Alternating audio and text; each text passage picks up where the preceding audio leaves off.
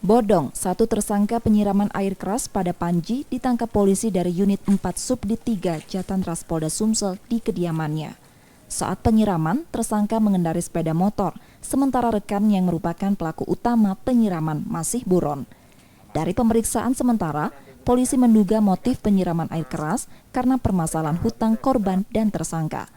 Kini polisi masih melakukan pengejaran satu tersangka lainnya yang diminta segera menyerahkan diri.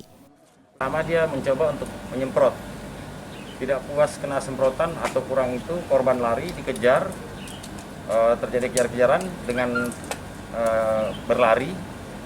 Setelah didapat, merasa semprotannya kurang memuaskan dia buka lalu ditegakkan di kerongkongan sehingga cuka parah atau air keras itu sempat masuk ke tenggorokan korban dan lidah korban mengalami luka bakar akibat air keras tersebut. Dan sampai saat ini memang kita tidak bisa komunikasi normal dengan korban, memakai kode-kode maupun dengan tulisan.